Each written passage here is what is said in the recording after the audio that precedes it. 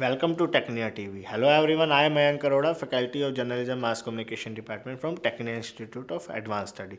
Today I deliver a lecture on a topic of audio editing software. Audio editing software is software which allow editing and generating of audio data. Wave editors are digital audio editors and there are many sources of software available to perform their function. Most can edit music, apply effects and filters, adjust stereo channels, etc. Audio editing software terms and definition. Audio editing, all programs should include play, record, cut, copy, paste, and so on. This rating goes beyond the basic editing tools to include tools such as equalizer, processor, mixer, present, effects, filter, as well as analyzing tools like the waveform or spectrogram. Recording editing ability. The best products have the ability to record sound saved on the computer from a file, the sound card, or from downloaded CDs, as well as from outside source such as a line in from a stereo or a microphone. It is also nice if the product include burning software so that users can use their CDs or DVDs burner to save their editing audio files. To be the most compatible, the product must be able to work with and convert many file formats like the various WAV file types or MPG as well as window media audio that stand for WMA. Ease of use.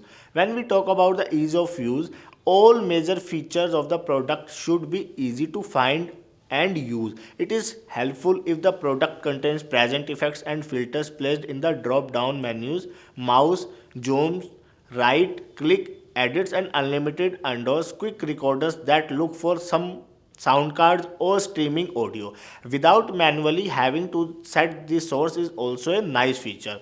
For use with music, editor designed for use with music typically allow the user to do the following. The first one is the ability to import and export various audio file format for editing. The second one is record audio from one or more input and store recording in the computer's memory as digital audio. The third one is edit the start time, stop time and duration of any sound on the audio timeline. The next one is fade into or out of a clip. For example, an S fade out during the applause after a performance or between clips.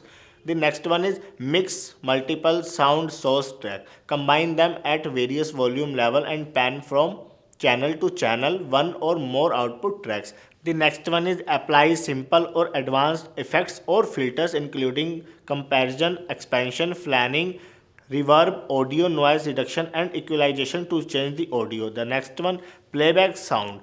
Often after being mixed that can be sent to one or more outputs such as speaker, additional processor or a recording medium. The next one, conversion between different audio file format or between different sound quality levels.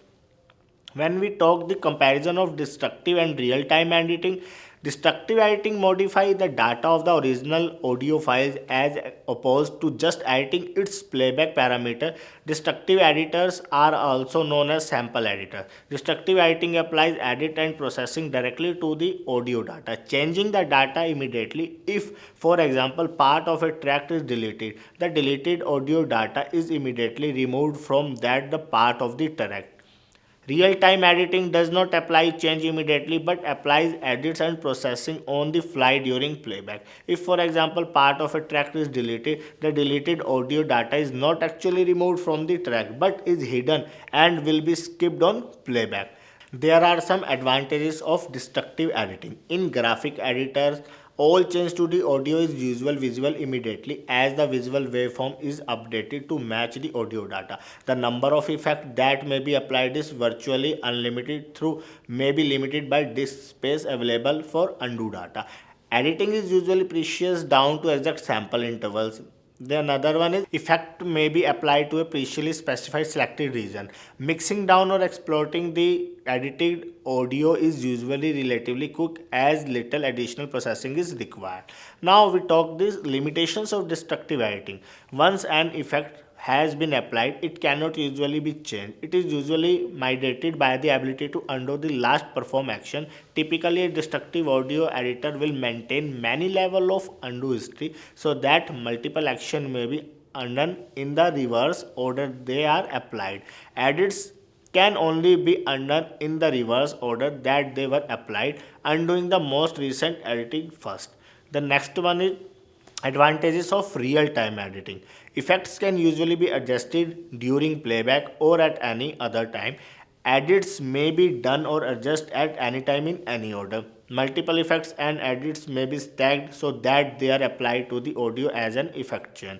A stack of effects may be changed so that effects are applied in a different order or effects inserted or removed from the chain. There are some limitations of real-time editing. The waveform does not usually show the effect of processing until the audio has been mixed down or bounced to another track. The number of effects that may be applied is limited by the available processing power of the computer or editing hardware. In some editors, this may be mitigated by freezing the track. It is not usually possible to have an effect only on a part of a track.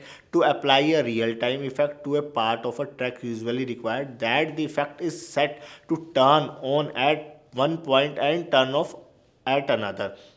In multi-track editor, if audio is copied or moved from one track to another, the audio in the new track may sound different from how it sounded in the original track, as there may be different real-time effect in each track. In some application, mixing down or exporting the edited audio may be slow as all effects and processing needs to be applied. I hope you understand my lecture. For watching more videos, subscribe and like Technia TV. Thank you all.